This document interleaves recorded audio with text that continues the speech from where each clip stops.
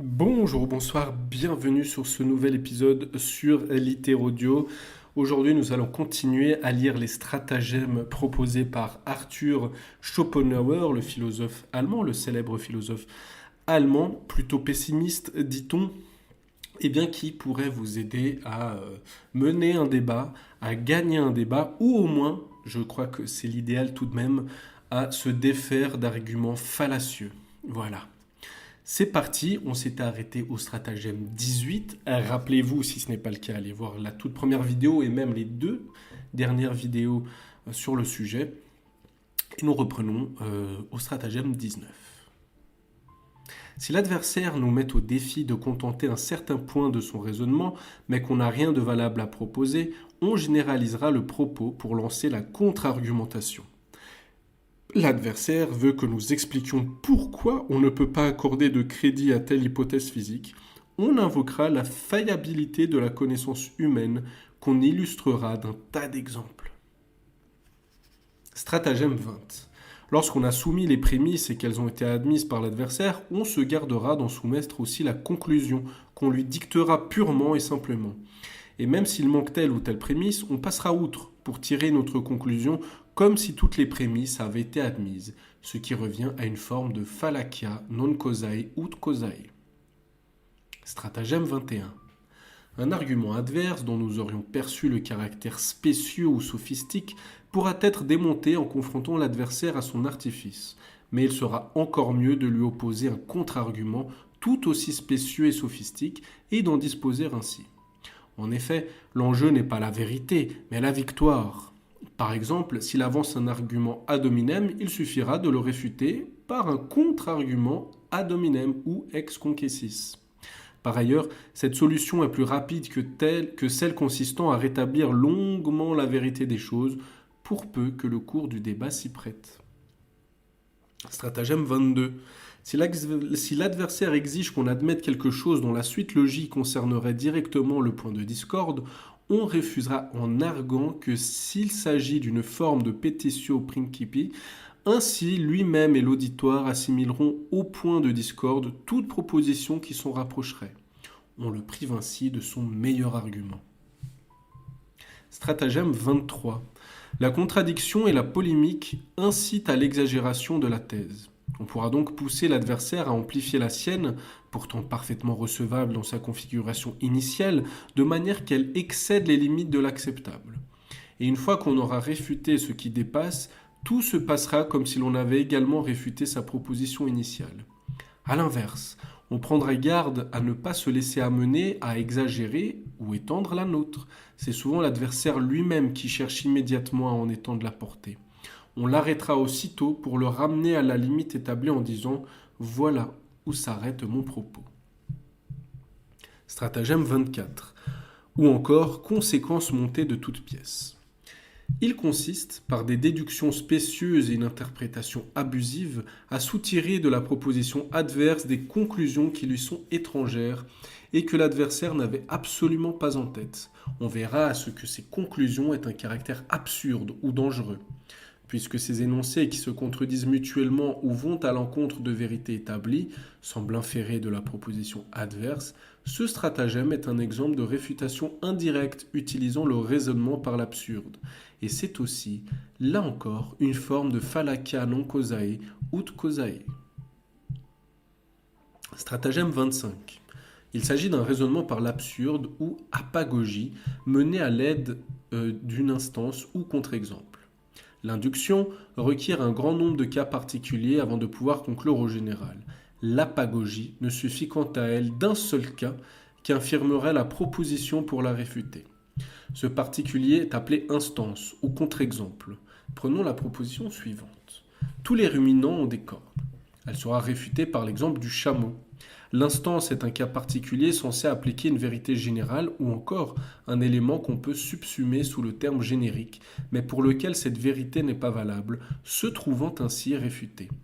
Mais les apparences sont parfois trompeuses. Aussi, lorsque l'adversaire nous oppose une instance, on sera particulièrement vigilant sur les points suivants. 1. Est-ce que l'exemple est bien vrai ? Il y a des problèmes dont la seule solution est la remise en cause du cas particulier, par exemple les miracles ou les histoires de spiritisme. 2.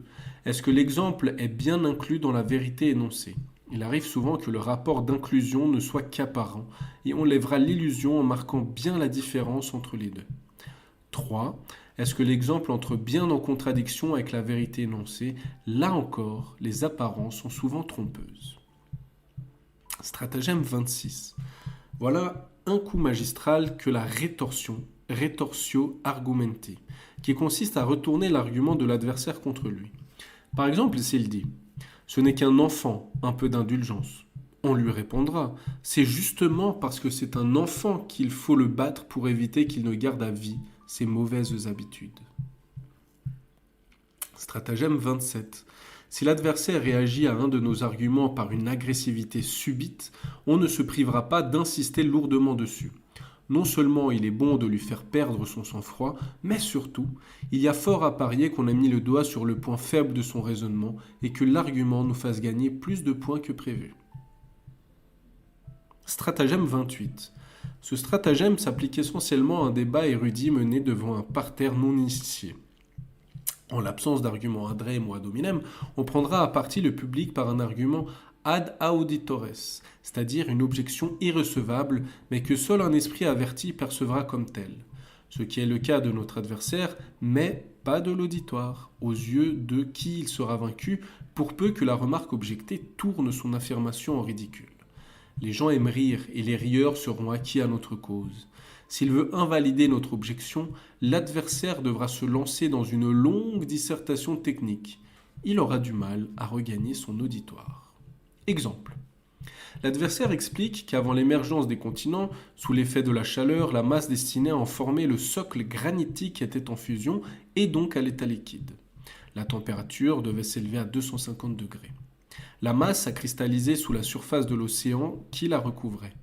Nous prenons alors à partie l'auditoire et déclarons qu'à cette température, et même d'ailleurs des 100 degrés, il y a longtemps que l'océan serait parti en fumée. Rire de l'auditoire. Pour réfuter notre objection, l'adversaire devrait démontrer que le point d'ébullition n'est pas déterminé par la seule température, mais également par la pression atmosphérique, et que celle-ci, dès lors que la moitié de l'océan est évaporée, est tellement élevée que l'eau ne s'évapore plus, même à 250 degrés. Mais il ne s'y risque pas, car expliquer cela à un public non averti réclamerait plus d'énergie qu'un traité de physique. Stratagème 29. Si on constate que notre défaite est proche, on pourra procéder à une diversion. Autrement dit, on se met à parler de toute autre chose en faisant comme si c'était relié à la question et qu'il s'agissait d'un contre-argument. Une diversion discrète aura encore un lien avec la question débattue. Mais une diversion osée n'aura plus rien à voir, sinon que l'interlocuteur est le même. Par exemple, j'ai dit admirer le système chinois où, en l'absence de noblesse héréditaire, les fonctions officielles sont attribuées sur examen. Mon adversaire répond que l'érudition, pas plus que les privilèges de naissance, qu'il tient en estime, ne rend apte à l'exercice de ses fonctions. Mais le débat finit par pencher en sa défaveur. Il fait aussitôt diversion en déclarant qu'en Chine, tout homme, quelle que soit sa naissance, peut être condamné à la bastonnade, ce qu'il associe à la passion locale du thé avant de reprocher aux Chinois ses usages. Se faire entraîner sur cette pente reviendrait à tourner le dos à une victoire promise. La diversion est particulièrement osée lorsque le débat déserte son champ initial et qu'elle consiste à dire « Oui, je vous entendais justement l'autre jour dire que ». En effet, on s'en prend alors directement à la personne et ce dont il sera question dans l'ultime stratagème. La diversion se situe alors quelque part entre l'argument ad personam, que nous détaillerons à cette occasion, et l'argument ad hominem. Ce stratagème est très instinctif et les querelles du quotidien en sont la parfaite illustration. Si l'un reproche quelque chose à l'autre, l'autre ne lui répondra pas en se justifiant, mais lui en adressant à son tour des reproches, passant sur ceux qui lui avaient été faits, ce qui a valeur d'aveu implicite. Il réagit comme Scipion lorsqu'il attaque les Carthaginois non en Italie mais en Afrique. À la guerre, la diversion peut fonctionner. Dans les querelles, c'est une mauvaise stratégie parce qu'elle passe sur les reproches reçus et ne laisse rien paraître d'autre aux témoins que les défauts des deux parties. Dans les débats, on l'utilisera faute de mieux. Stratagème 30. Il s'agit de l'argument d'autorité. ad verecundiam. Il consiste à faire appel, plutôt qu'à des arguments rationnels, à des autorités reconnues qu'on choisira en fonction du niveau d'érudition de l'adversaire. Chacun préfère croire plutôt que juger, dit Sénèque. Dès lors, le débat sera un jeu d'enfant si on a dans son camp une autorité respectée de l'adversaire. Le nombre des autorités valables à ses yeux sera d'autant plus grand que ses connaissances et ses talents sont limités, mais se réduira comme peau de chagrin s'il est instruit et capable.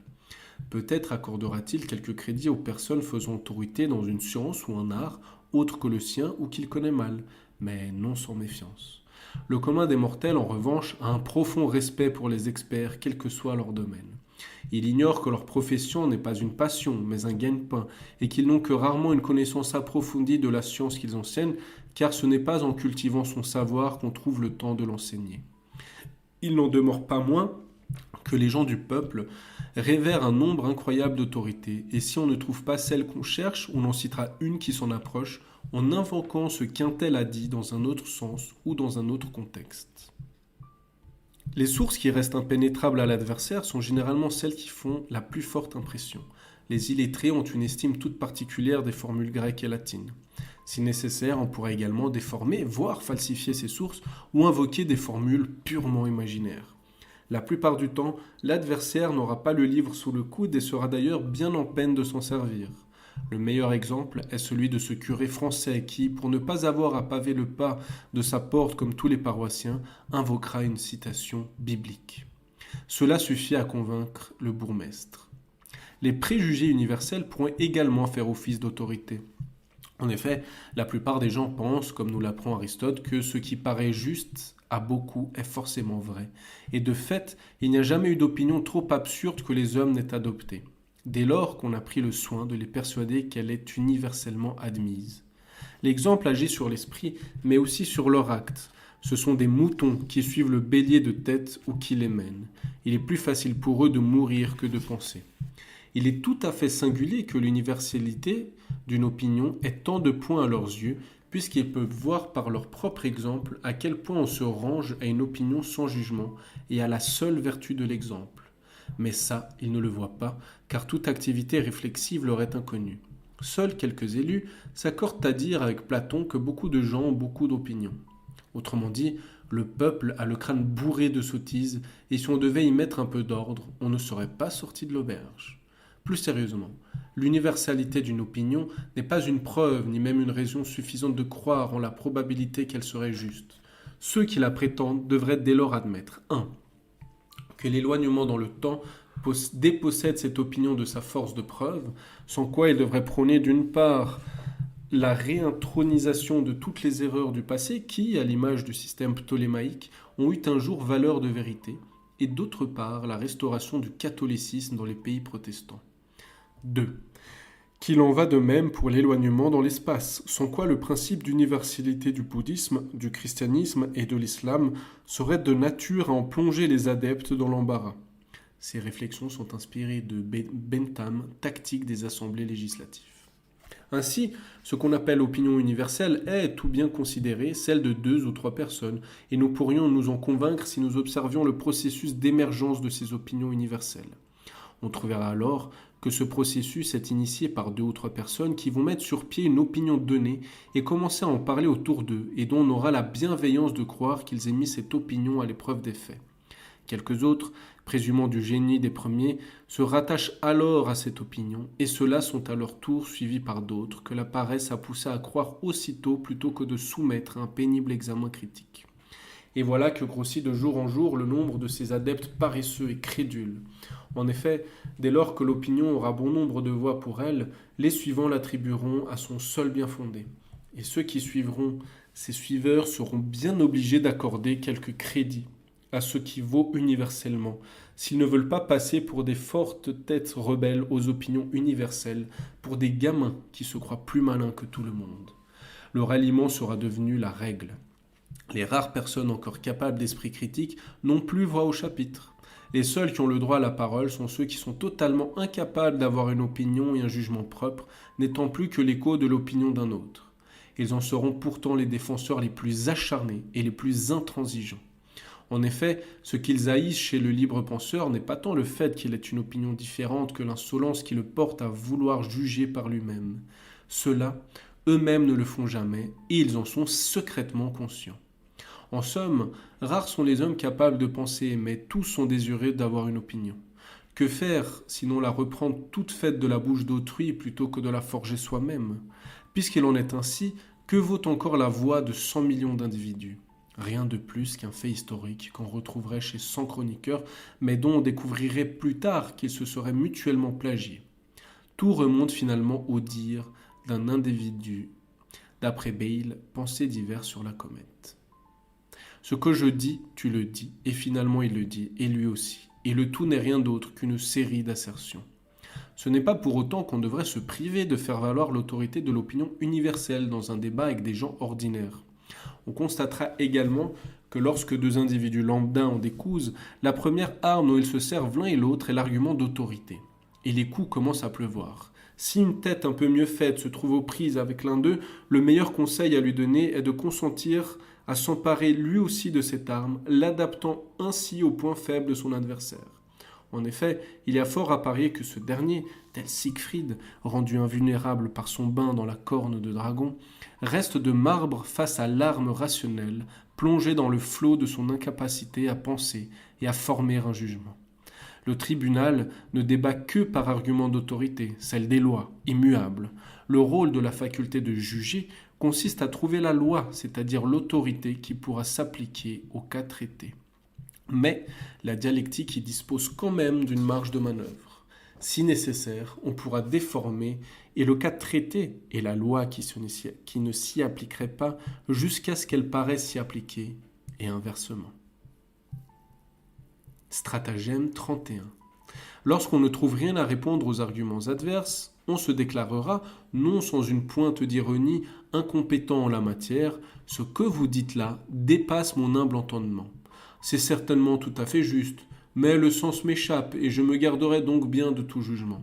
Ce faisant, on suggère à l'auditoire qui nous tient en haute estime que le raisonnement est absurde. Ainsi, à la parution de la critique de la raison pure, ou plus exactement lorsque l'ouvrage commença à faire quelques sensations, nombreux furent les universitaires de la vieille école, partisans de l'éclectisme, à déclarer « Nous ne comprenons pas », croyant enterrer ainsi l'affaire. Mais lorsqu'une poignée d'adeptes de la nouvelle école leur démontrèrent qu'ils avaient raison et n'y comprenaient effectivement rien, ils perdirent toute envie d'en rire.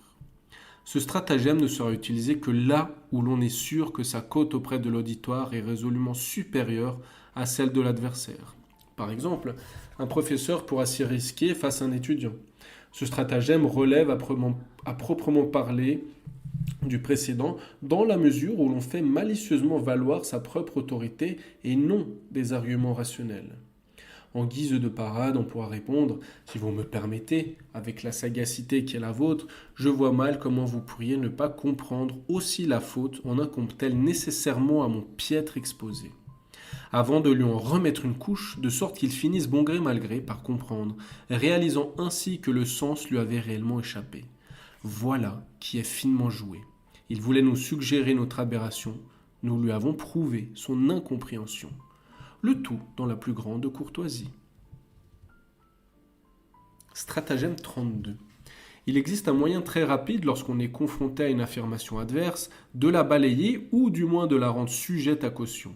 On la cataloguera en l'assimilant à une doctrine peu appréciée, combien même elle ne s'y rattacherait que par une vague ressemblance. On pourra par exemple la taxer de manichéisme, d'arianisme, de pélagianisme, d'idéalisme, de spinozisme, de panthéisme, de brownianisme, de naturalisme, d'athéisme, de rationalisme, de spiritualisme, de mysticisme, etc. Ce faisant, on affirme implicitement 1. Que l'affirmation adverse est vraiment identifiable à cette doctrine, ou du moins pourrait s'en réclamer. Aussi pourra-t-on s'exclamer « Oh, mais j'ai déjà entendu ça quelque part ». 2. Que la doctrine en question a déjà été entièrement désavouée et qu'il ne contient pas une once de vérité. Stratagème 33. Cela peut être vrai en théorie, mais pas en pratique. Par ce sophisme, on admet les fondements du raisonnement, mais on en refuse les conséquences, ce qui contrevient à la loi logique voulant que si une raison est valable, sa conséquence le sera aussi. L'objection avancée pose une impossibilité. Ce qui est vrai en théorie doit nécessairement être applicable en pratique. Si cela n'est pas le cas, c'est qu'il y a une erreur dans la théorie, qui a négligé un élément à prendre en compte. Donc, la théorie est fausse elle aussi. Stratagème 34. Si l'adversaire ne répond pas directement à une question ou un argument, mais pose à son tour une question ou donne une réponse détournée ou une réponse hors sujet et tente de détourner le débat, c'est un signe qui ne trompe pas. On a touché, sans le savoir, un point sensible. Sa réaction est une forme de silence. On appuiera donc sur ce point pour travailler au corps l'adversaire, même lorsqu'on ne cerne pas encore au juste la faille décelée. Stratagème 35. Dès lors qu'il est possible de l'employer, il rend tous les autres superflus. Au lieu d'utiliser des arguments pour agir sur l'intellect, il joue sur la volonté. Et l'adversaire et l'auditoire, dans le cas où il y aurait convergence d'intérêts, sont aussitôt acquis à notre cause, combien même notre opinion serait totalement farfelue. En effet, un soupçon de volonté et de détermination a généralement plus d'impact que tout un arsenal persuasif. Les conditions ne sont certes pas toujours réunies, mais si on parvient à faire sentir à l'adversaire que son opinion, si elle s'avérait recevable, porterait un préjudice majeur à ses intérêts, il la lâcha aussitôt comme un métal brûlant dont il se serait imprudemment saisi. Par exemple, si un ecclésiastique défend un dogme philosophique, on lui fera remarquer qu'il contrevient indirectement à un dogme fondamental de son Église, et il s'arrêtera tout net. Un propriétaire terrien vante les mérites du machinisme agricole, affirmant qu'en Angleterre, une seule machine à vapeur abat le travail de plusieurs dizaines d'hommes. On lui fera comprendre que bientôt les coches fonctionneront à la vapeur, ce qui ferait considérablement baisser la valeur des chevaux de son élevage. Le résultat ne se fera pas attendre. Dans ce genre de situation, rares seront les réactions qui feront mentir l'adage d'Horace, soulignant la promptitude avec laquelle nous critiquons les lois. Il en ira de même si l'auditoire se réclame d'une faction spirituelle, d'une corporation, d'un club, mais pas l'adversaire. Combien même sa thèse serait fondée, dès lors qu'on effleurera l'idée qu'elle va à l'encontre des intérêts du dit groupe, l'intégralité de l'auditoire jugera les arguments adverses bien faibles et inconsistants, tout pertinents qu'ils soient, tandis que les nôtres leur sembleront justes et perspicaces, tout hasardeux qu'ils soient. L'Assemblée prendra ouvertement parti pour nous et l'adversaire, honteux, se retirera. L'auditoire pensera généralement avoir choisi son camp en toute rationalité. En effet, ce qui est à notre désavantage est souvent perçu par l'intellect comme absurde, comme le suggère Bacon. L'intellect n'est pas une lumière qui brûle sans huile, il se nourrit de la volonté et des passions. Ce stratagème pourrait s'intituler « Couper l'arbre à la racine ». On a par ailleurs coutume de l'appeler argument ab utili. Stratagème 36. Il consiste à déstabiliser l'adversaire en lui opposant une logorie absurde et repose sur ce constat que dresse Méphisto dans le Faust de Goethe. L'homme croit d'ordinaire, ou lui n'entend que des mots, que devrait encore s'y trouver matière à réflexion. Si l'adversaire a conscience de ses déficiences, s'il est habitué à entendre des choses qu'il ne comprend pas et à faire comme s'il les comprenait, alors on pourra faire son petit effet en proférant d'un air pénétré des inepties érudites ou profondes à l'oreille, tournant la chose comme une preuve indubitable de la véracité de sa thèse. Il perdra peu à peu toute faculté de voir, d'entendre et de penser. Certains philosophes ont récemment fait un large usage de ce stratagème face à l'Allemagne entière avec le succès que l'on sait. Ces exemples étant particulièrement odieux, nous céderons la parole à Oliver Goldsmith, qui en donne un bien bel exemple au chapitre 7 du Vicaire de Wakefield.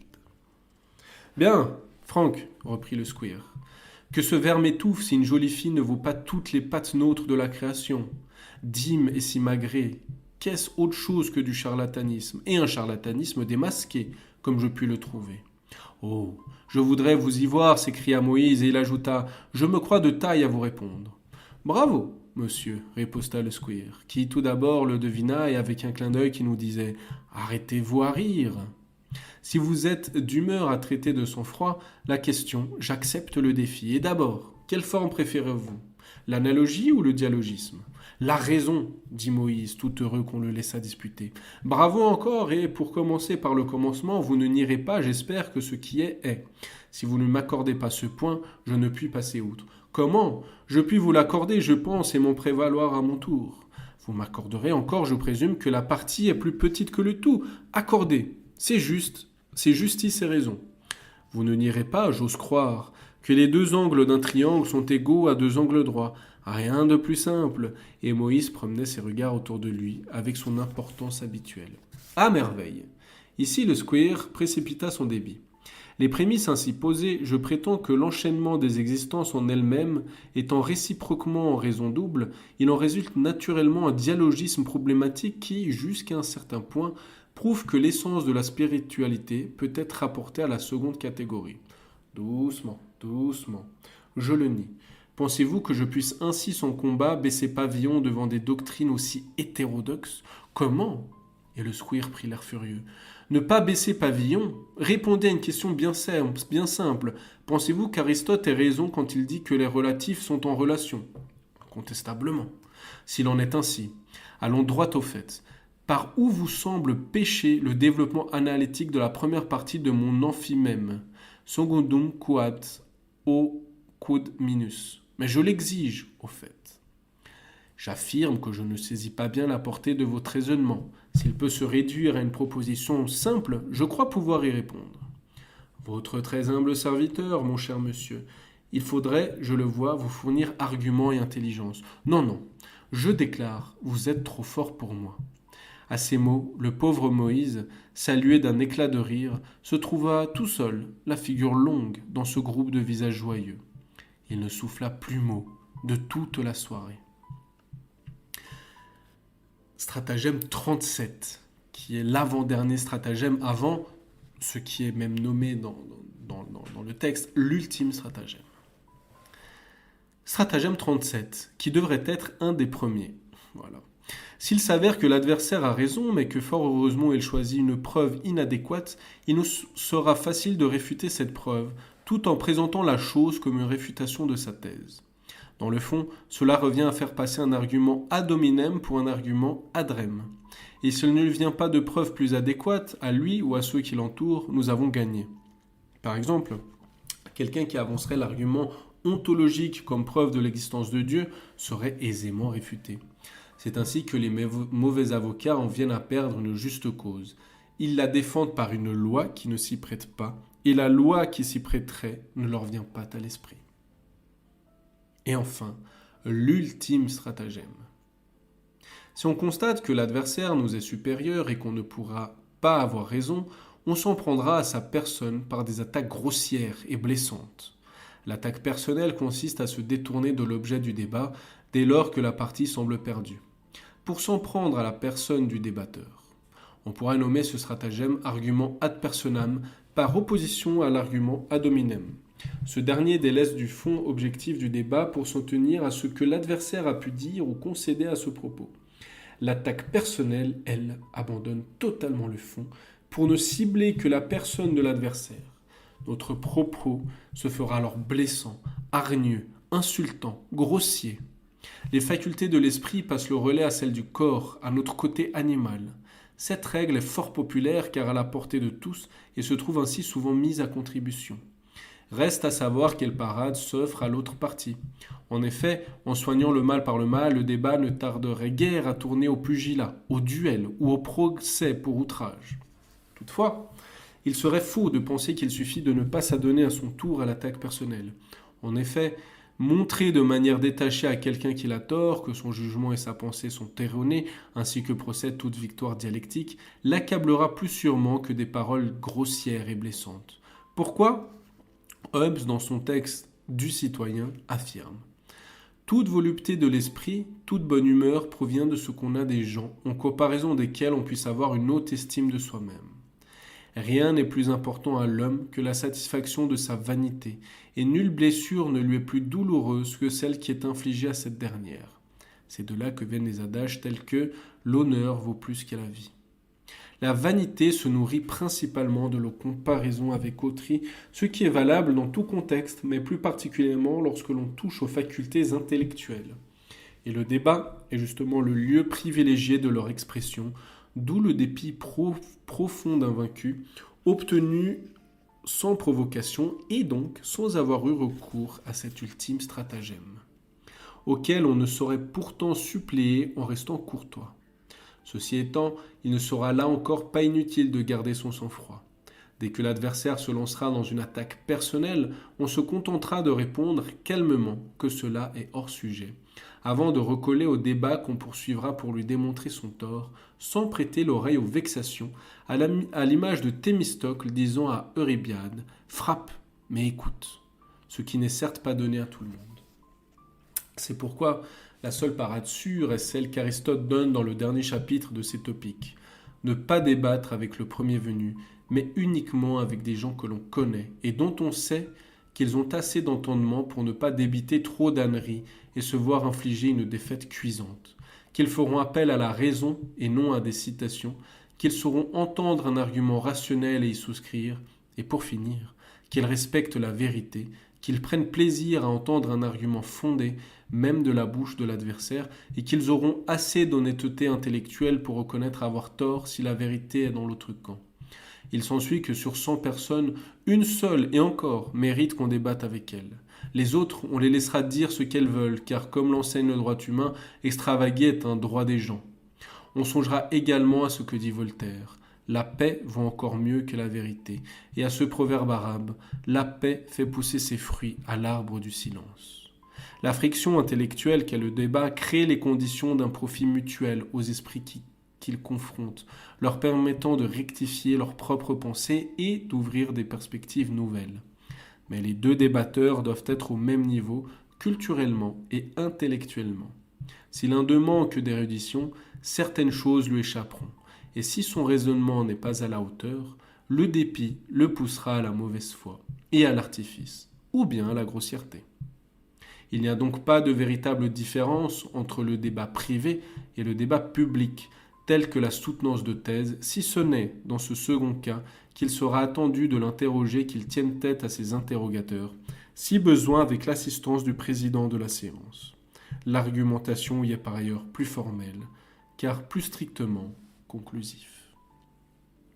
Et voilà, on est arrivé au bout, non pas de ces 37, mais finalement 38, avec l'ultime stratagème, donc de l'art d'avoir toujours raison, ou la base de l'héristique de Arthur Schopenhauer. Encore une fois, je vous invite à consulter les vidéos précédentes, les tout premiers stratagèmes, les bases qui sont posées. Et il y a également, je vous rappelle, 2 textes, la lecture et les livres, ainsi que penseurs personnels. Merci à toutes et à tous, et surtout, n'oubliez pas, lisez, lisez, lisez.